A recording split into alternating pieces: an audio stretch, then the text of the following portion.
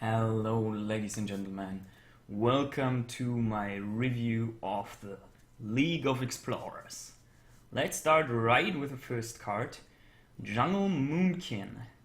At first I thought of the obvious beast type and the druid synergies with the Knight of the Wild, the White Walker and the Druid of the Fang. They are kind of pushing this beast druid scheme a little bit more to make it really viable. I'm not sure if that's going to work out. But then I saw the spell damage +1 and thought about the many spells druid has right now. And there are some really interesting spells. For instance, with this creature, Moonfire would become a 0 mana, deal 3 damage to anything. That's an insane kind of backstab. And you can even put it on damaged minions. And also in your opponent's face. And swipe, I mean, think of a swipe that would deal 6 damage to one target and 3 damage to all of the opponent's board. That is insane. Also Living Roots, 1 mana, deal 4 damage. Pretty strong. The only thing is that this card might backfire a lot of times, because your opponent also gets the spell damage. So Frostbolt, 2 mana, deal 5 damage. Really insane. Also Rogue, 0 mana, kill this Jungle Moonkin. So yeah. 4 mana for 4 stats, pretty decent. Tough to remove and deals with lots of stuff. I cannot estimate if this spell damage giving to your opponent will backfire too many times. There are some, it also depends a lot on the matchup. There are many matchups where the spell damage doesn't matter, but I think in most matchups it matters a lot. You kinda have to build the deck a little bit with the Jungle Moonkin. So are we going to see a deck with Druid spell power? I have no idea, I don't know. It is a very interesting card. I like the design because I think someday someone will come up with a Druid spell power deck. I'm just not sure if it's going to be that soon or if other cards are required to make it viable. But I really like the card design. It's very interesting. Mounted Raptor, another beast for Druid. So the beast synergies are obvious, but I'm not sure if they are strong enough yet. I think the other Druid decks are just stronger. The mid-range Druid, the aggro Druid, the Ram Druid. These concepts are better. So the obvious comparison here we have to make is the Harvest Golem. Harvest Golem is a neutral card. They both have an interesting archetype. One is beast, one is mech. Actually, I think it's not super interesting. It is certainly viable in Arena, but nothing special for Constructor, I'd say. Raven Idol. Very interesting, kind of unstable portal for Druid. The super cool thing is from Discover. Discover actually means that you get 3 cards to choose from. And that is super nice, because it is very unlikely that you get 3 very bad cards to choose from. And you get that all for just 1 mana. You don't get the discount from the unstable portal, but you just pay 1 mana. So if you want immediate impact on the board, you probably choose the spell. And if you want to develop the board more, you probably choose a minion. And yeah, it's going to be really nice because you can somehow find really specific answers. Sometimes you will get really lucky. And yeah, I think the card is pretty powerful, pretty interesting. I'm not sure if it's stable in every Druid deck, but I would certainly try it in mid-range Druid. I would give it a try. I'm not sure if it's super strong. Yeah. Dart Trap. Finally, we get the answer to all the Inspire decks. You cannot use your hero power anymore. Yeah, I don't know. I don't think that this trap is too strong, because when you finally figured out what trap it's going to be, then you just don't use the hero power anymore, and that is not really a hard punishment, usually. It depends on the matchup and all that kind of stuff. The most interesting thing about this trap is that you get even more traps. Since the introduction of the bear trap, it has become very hard to tell when you're fighting against a hunter what kind of trap he is using and what is equipped right now, which is Very, very strong actually for the Hunter. That buffed all secrets a lot for the Hunter, because it's getting harder and harder to play around them. So the Dart Trap will increase this effect even more, but I think it's one of the weaker traps. It's not totally unplayable because 5 damage is quite a lot, but it's then again randomly, so you will probably just kill a 1/1 token if you are unlucky. Yeah, mediocre power, I would say. Desert Camel, I really like it. Very, very interesting card. I'm not saying that it's overpowered or something, but it's super interesting. I like the concept a lot. 3 mana, 2/4 Beast. That alone is already pretty interesting for your mid-range Hunter, because it is an excellent target for your Houndmaster. That is just what you are looking for. That's what I like Leok also so much, when you get it in mid-range Hunter. Excellent Houndmaster target, very hard to remove on turn 3. And the Battle Cry mechanic, that you pull out a minion from your deck, is super amazing usually. Because, especially the cheap minions, because you don't want to draw these cards.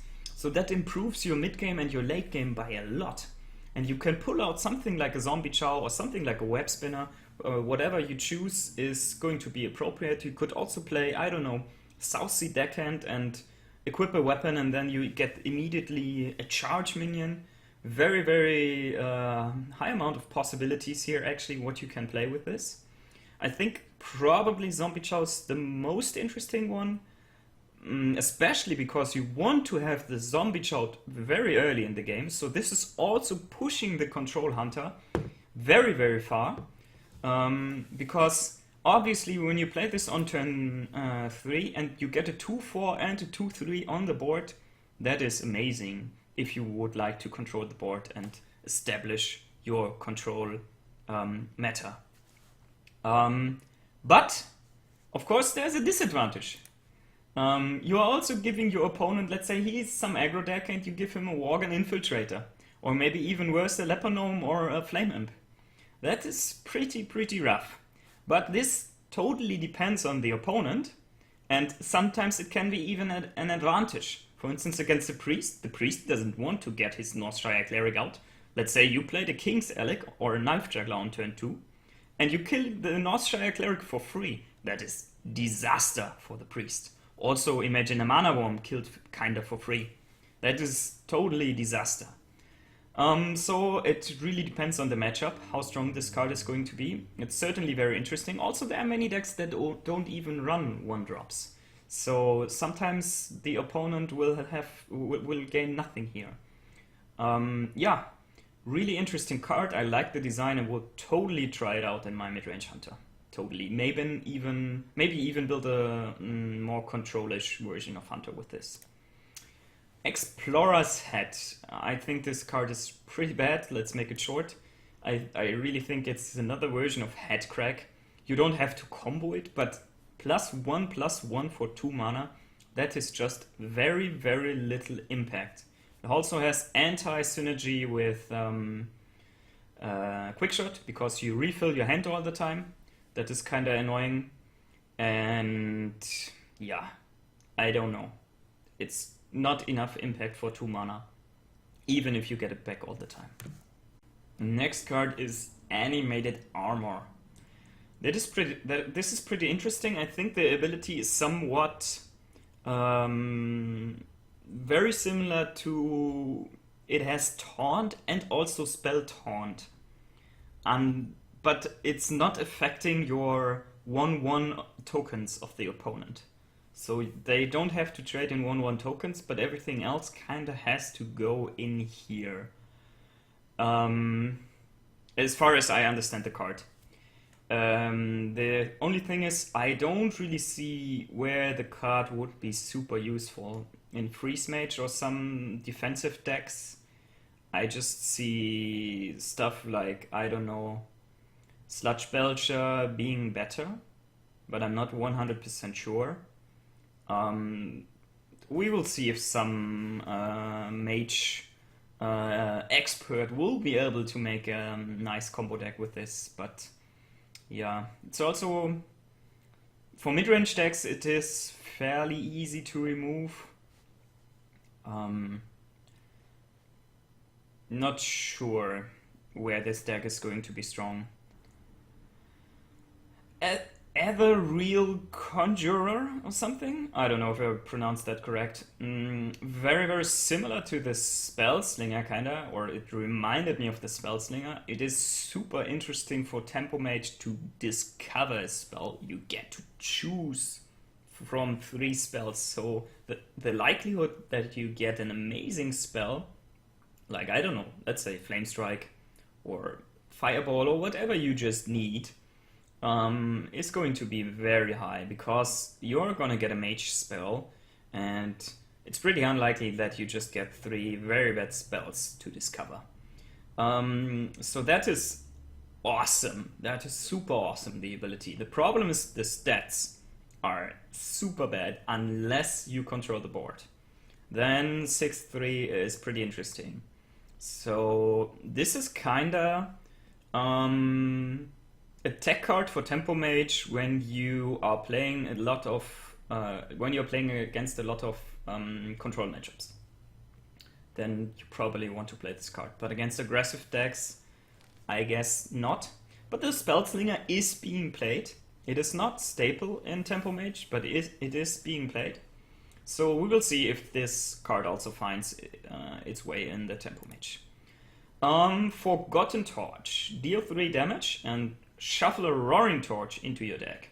You can see the Roaring Torch to the left. Very, very interesting card.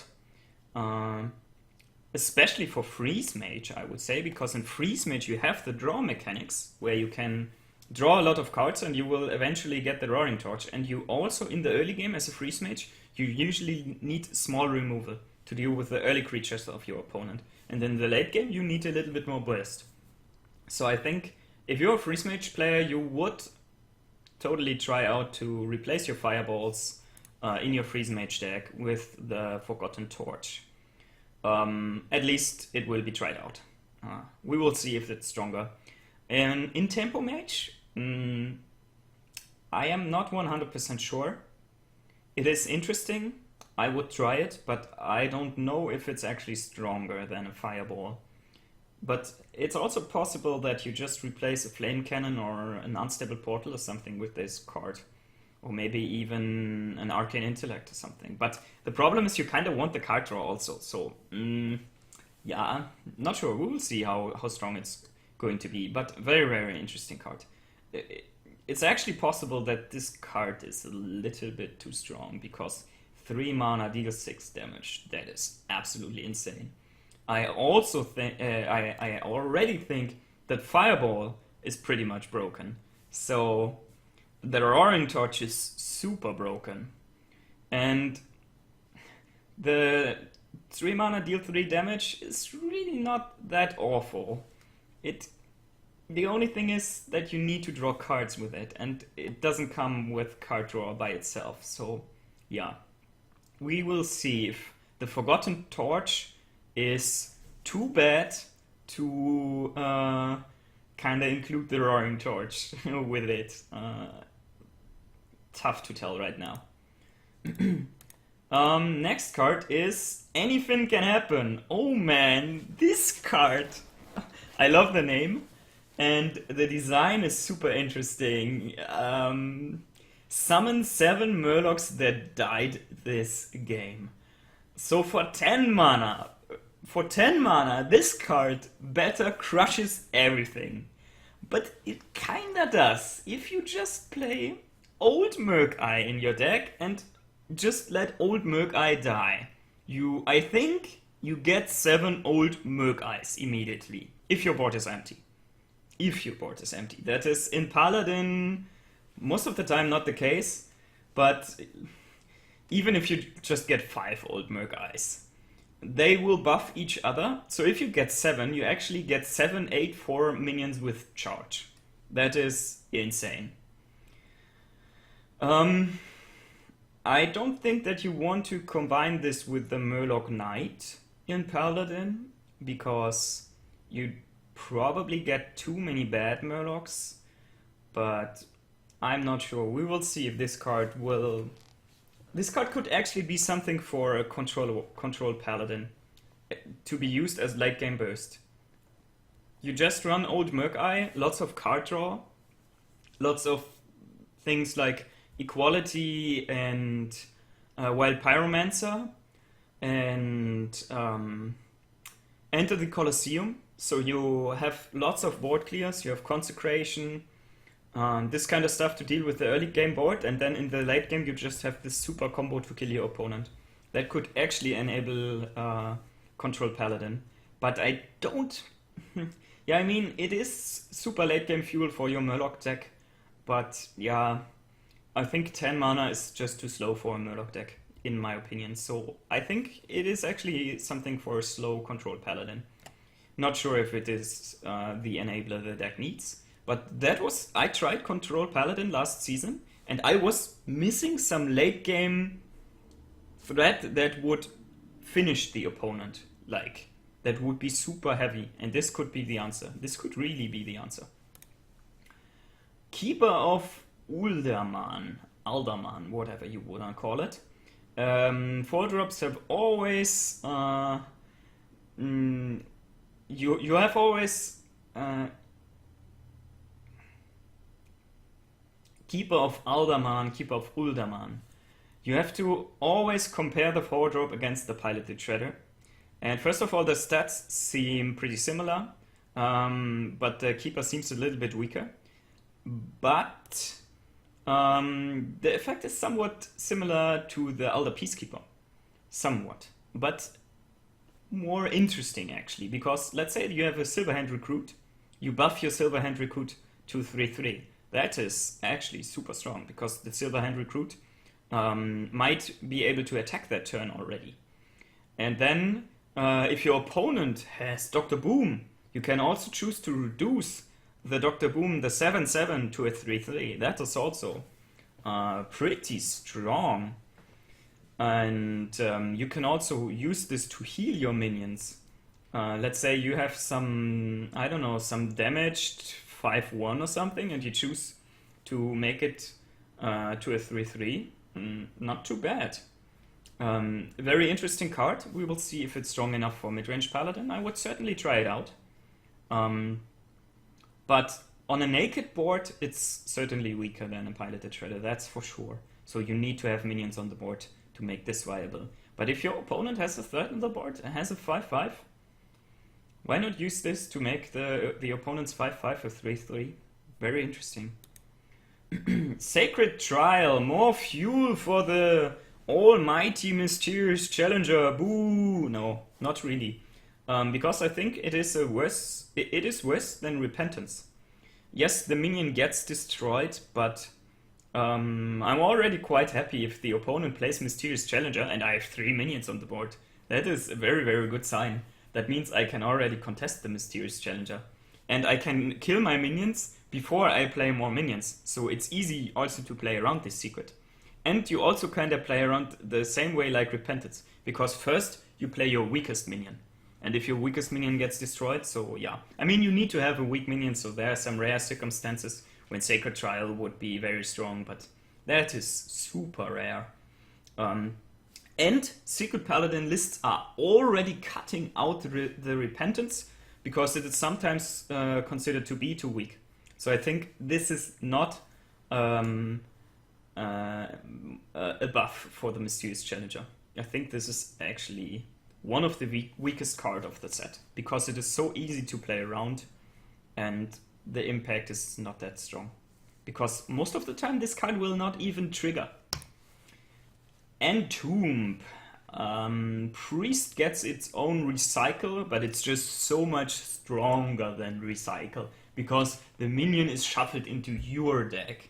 I really like this shuffle into, because that deals with something like a Piloted Shredder very, very well. And that is kind of a weakness of Priest, because Priest obviously has usually Shadow Word Death to deal with very strong minions.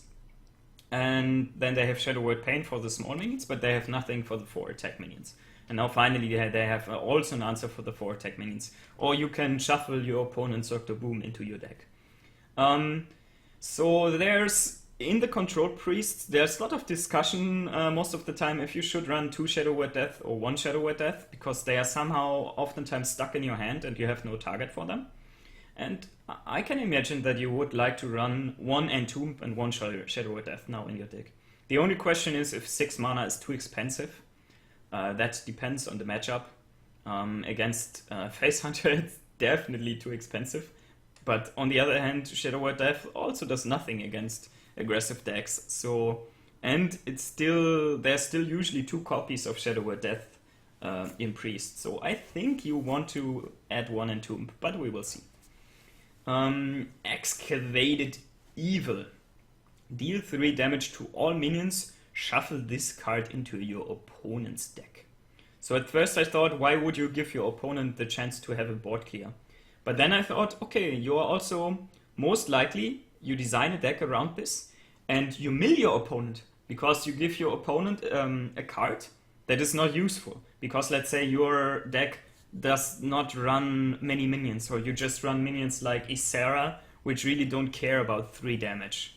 So if you play against a Zoolog or something, or I don't know, a Face Hunter, or some aggressive deck that has lots of small minions, this card is kinda unplayable for your opponent, so you mill them a little bit.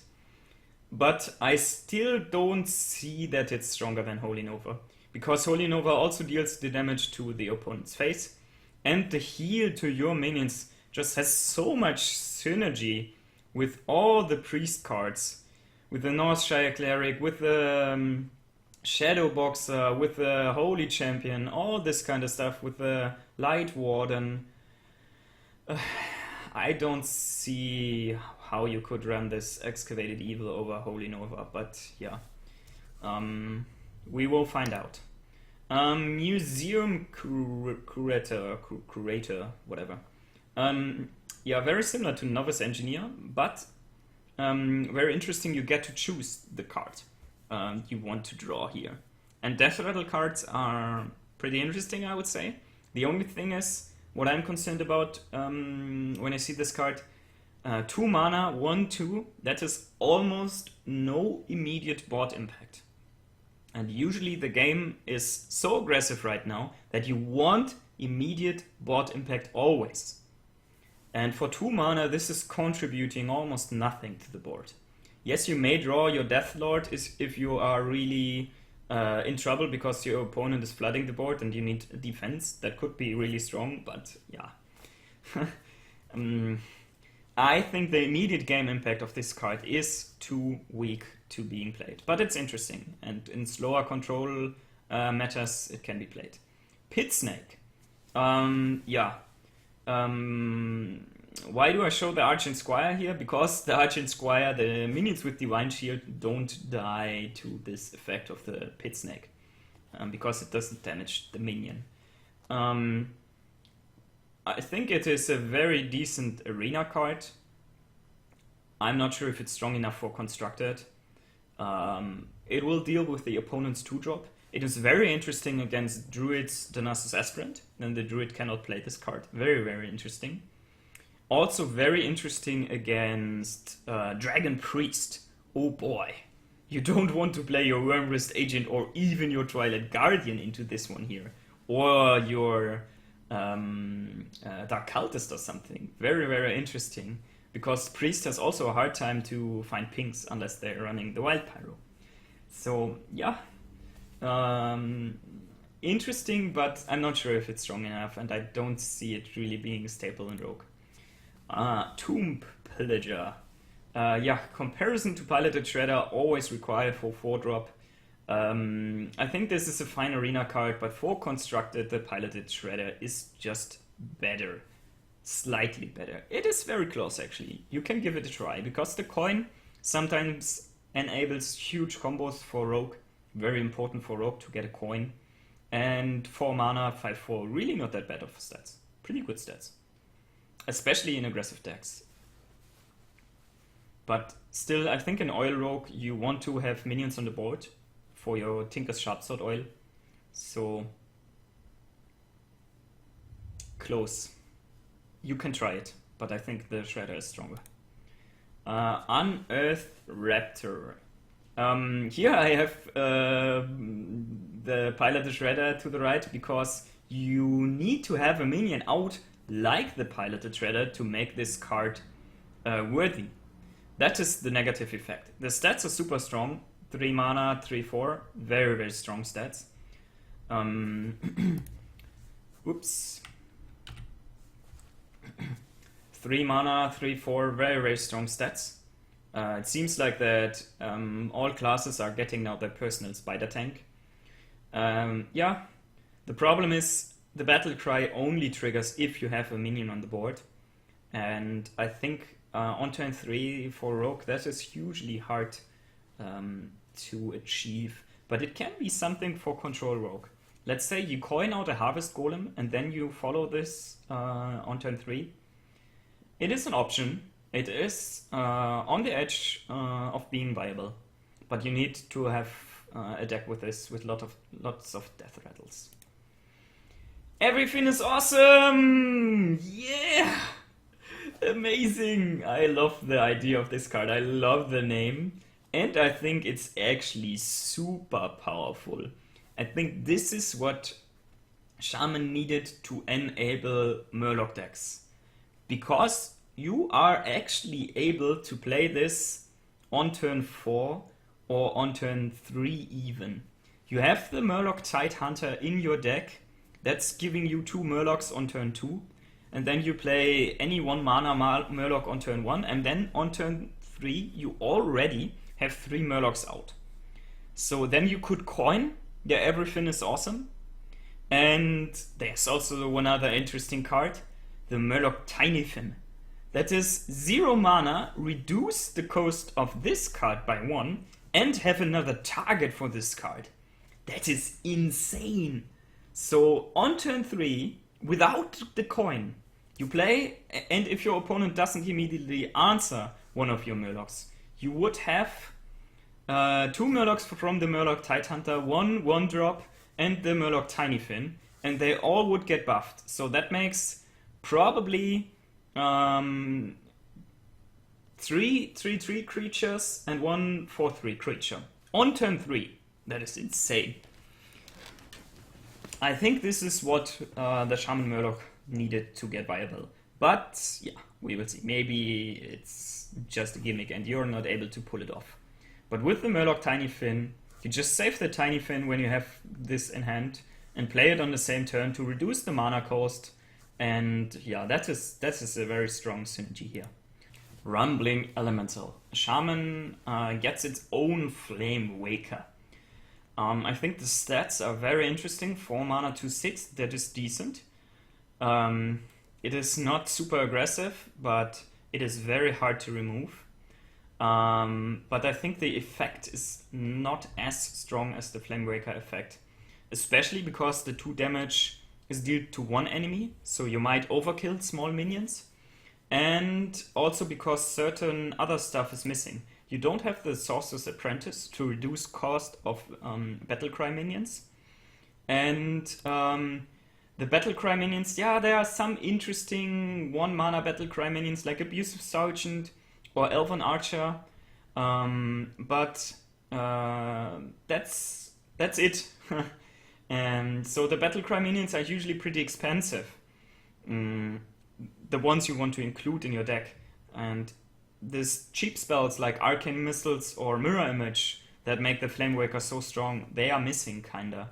So I think it is a slightly weaker version of Flame Waker.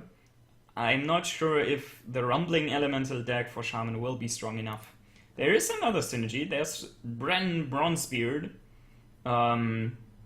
Your battle cries trigger twice. I actually don't know if that means that the Rumbling Elemental triggers twice, because this says after you play a battle cry minion. It doesn't say after a battle cry triggers. After you play the minion. So not sure if the synergy is there, and even if the synergy is there, the Bronzebeard is a legendary. That means you have only 1 in your deck.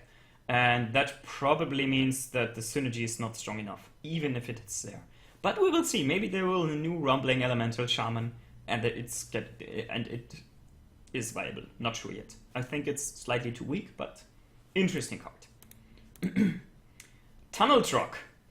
Very nice stats. 1 mana, 1/3. That is amazing. These cards are usually being played.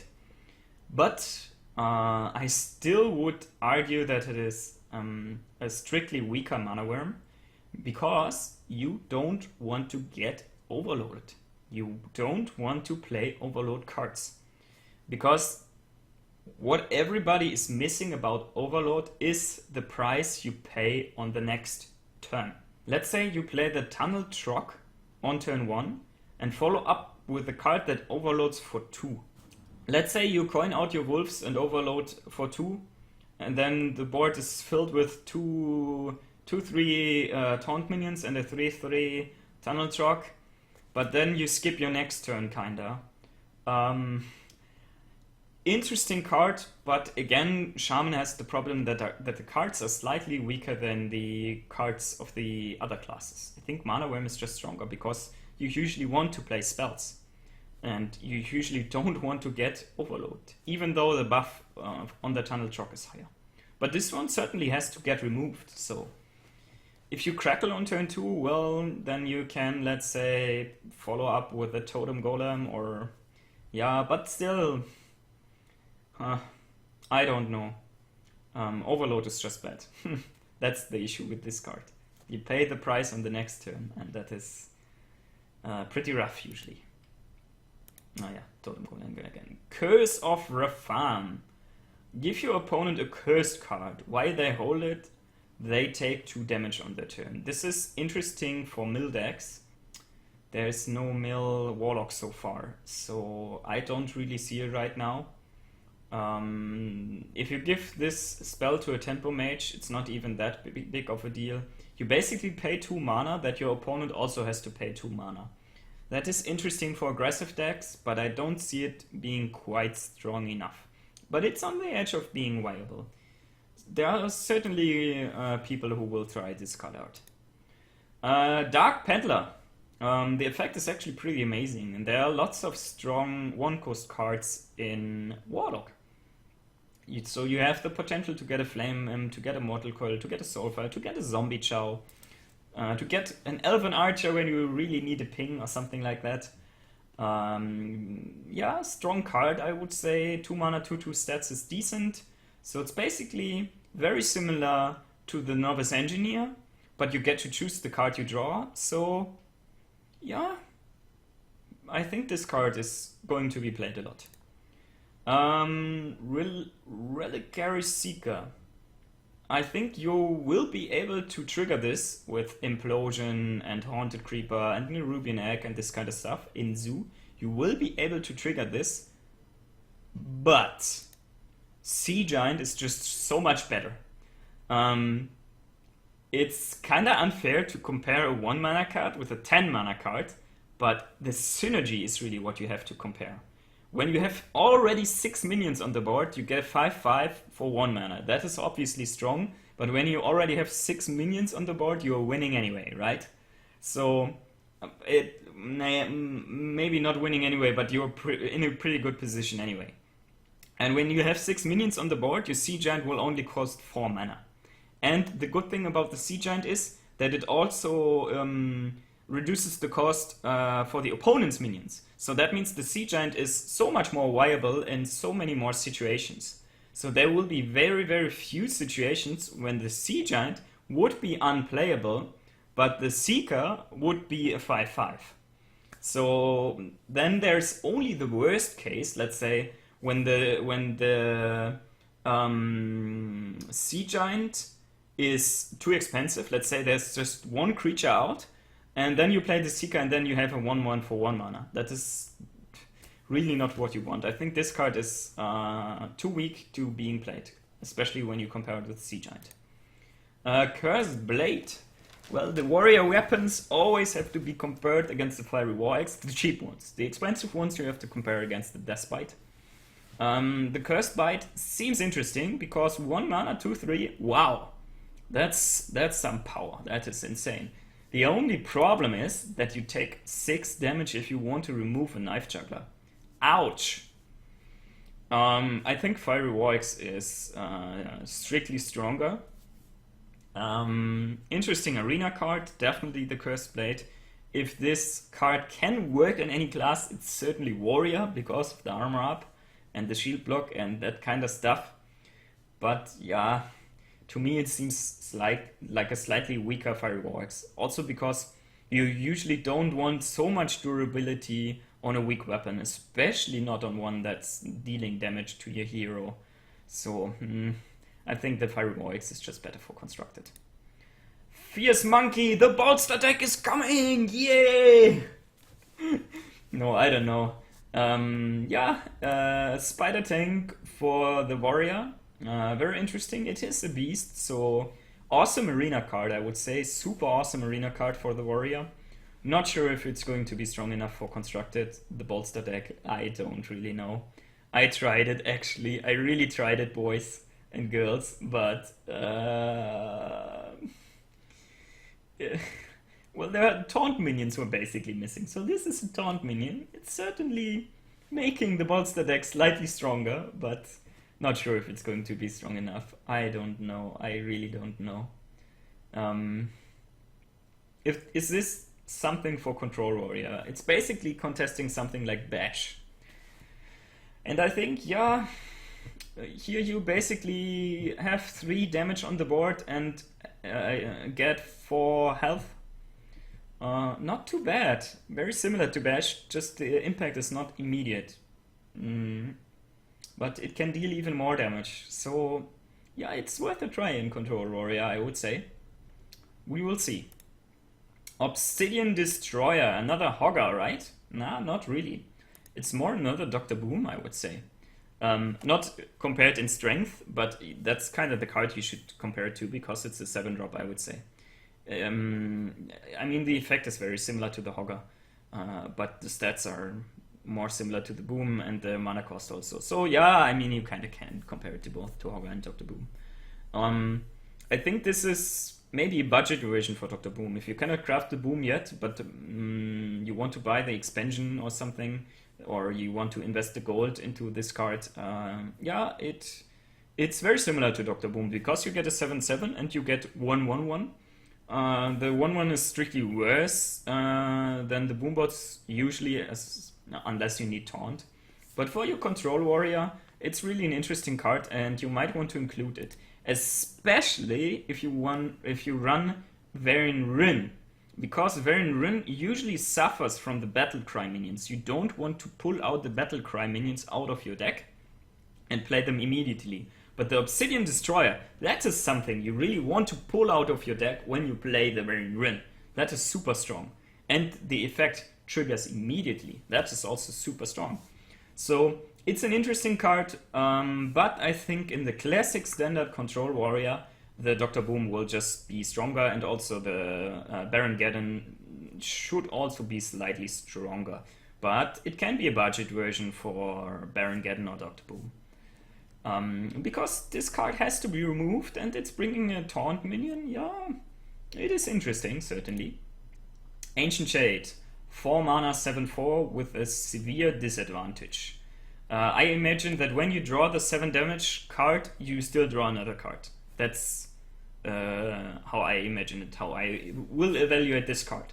But still, even if it was a 4 mana 7/4, even then, would it be playable? I don't know. I don't think so. Because Salty Dog is even a pirate. Okay, Salty Dog's 1 mana more. For aggressive decks, but it doesn't have charge, it has no immediate impact. I don't know, I think the Battle Cry is horrible, obviously, and I think it's a weak card. Anubiseth Sentinel. Death Rattle, give a friendly minion +3/+3. Has to be compared to the Dark Cultist Death Rattle, obviously. I think the immediate board impact on this card is too little and the Death Rattle is too easy to play around. So the card is not really that strong. strong, I would say. Very similar to the Mist Caller also, where everybody thought, oh, so strong to buff all your future minions. But this card even is easier to play around, because you cannot hinder your opponent in playing minions, but you can kill first all other minions and then you kill the sentinels. So yeah, I think it's slightly too weak for 5 mana. Yeah. Archthief Refam. Battlecry, discover a powerful artifact. What is a powerful artifact? Do you see them to the left? You have the Mirror of Doom. Fill your board with 3/3 creatures. Timepiece of Horror. Deal 10 damage randomly, split among all enemies. And the Lantern of Power. Give a minion +10/+10. So you're guaranteed to curve with this card.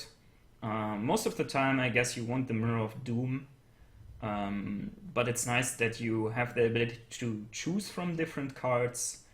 I think that Nefarian is stronger, usually. Especially if you're running Dragon Synergy in your deck. If you're not running Dragon Synergy, it's getting a little bit closer, because sometimes the random spells from Nefarian are weak. The stats of Nefarian, obviously 1 point more. I don't really know. It is something for control decks, very similar to Nefarian, but Nefarian is also not really staple in Control Warrior. Yeah, it's an alternative. It's playable, I would say, in control decks. We will see how strong the Mirror of Doom is going to be in a control deck. I'm not 100% sure on the impact. Interesting, we will see. Bran Bronzebeard, your battle cries triggered twice. So as I see this card, I think I would be able to buff 2 beasts, or I would be able to change the enemy's attack of a minion to 1 2 times for 2 minions. And not 2 times for the same minion, hopefully. So I think it's pretty strong, but the problem is it's a legendary, so you have to really build a Battlecry deck, and then you don't really draw this card all the time. So it's not super overpowered. It is an interesting addition to some Battlecry deck. The stats are kinda below average, because you want the Spider Tank stats on a 3 mana minion. It is decent, but not super overpowered, I would say. But it might enable some new Battlecry decks. Genie of Zephyrs. Well, you would certainly put this in your Fiola deck or in your Aegis deck, because when you buff these, you also buff in the Genie, but I don't know. It's okay for Arena, I would say. Pretty decent Arena stats and nice effect for Arena, but that's about it, I would say. Eerie Statue. At first I wanted to compare this to Anima Golem, because very huge disadvantage, very cheap minion, very high stats. But I think that comparison is not really fair. I think you want to compare it to Ancient Watcher, because the effects are kinda similar. But the 7/7 may actually attack if it's the only minion in the battlefield. So it's kind of interesting. You might want to end up playing this in your handlock, but I think handlock usually plays the Ancient Watcher because of the huge synergy with Shadow Flame, and because it is such a cheap card you can taunt up. And Eerie Statue is slightly more expensive with 4 mana. Of course, it's also better stats, but it has better stats, but yeah. Actually, I think I don't play enough handlock to judge this card properly. So, but I think the Ancient Watcher should be better in handlock. And for other decks, I don't really see the purpose of this card. Elise Starseer. Shuffle the map to the Golden Monkey in your deck. And then when you draw this map, you draw another card and shuffle the Golden Monkey in your deck. And the Golden Monkey is a 4 mana 6/6 taunt. and it replaces your hand and your deck with legendary minions. Yeah, so you have to create a deck with lots of card draw, and first of all you have to draw the Star Seeker. That might be the bottom of your deck. That might be. Then you just lose with this deck. But let's say you draw the Star Seeker. Then again you have to draw the map of the Golden Monkey. And then again you have to draw the Golden Monkey. And then you get your Lawwalker Cho and your, I don't know, your Ned Pagel and your... all the cards you never wanted to get. The most interesting part here is really the 4-mana 6/6 Taunt. That is super awesome, but the legendary is really not that awesome. The replace your hand and deck with legendary minions, it's not that awesome. I don't know, I don't see it. The map to the Golden Monkey is pretty weak, it's just basically 2 mana, draw a card. And 4 mana, 3/5, that is also below average. Yeah, what do you dream of? This doesn't work in my opinion. This is a nice card for Arena. Gorilla Bot. Battle Cry. If you control another mech, discover a mech. Discovering a mech is certainly super strong. So, and it's playable. The stats are, yeah, kind of for a 3-drop, but it is a 4-drop. I would try it out in the mech match. I would try it because, in contrast to the Goblin Blast Mage, which doesn't get, or which doesn't enable other Blast Mage, at least the Gorilla Bot would enable another Gorilla Bot. So that is kind of nice. And in your Mech Mage, that would enable you to actually get something like Whirling Zip-O-Matic, or Shielded Minibot, or even your Fell Reaver on turn 5 when you're really looking for it. So, why not? Why not give it a try? 4 mana, 3/4. If you control a mech, draw a card of your choice that's snatching your deck. Seems pretty strong. I don't think it's overpowered. It's not overpowered because you will not be consistently able to trigger this. And the stats are also not overpowered. The stats are below average of a 4 mana drop. But it is interesting. Mech mages should try this. Huge Toad. Yeah, another Flame Juggler, kinda.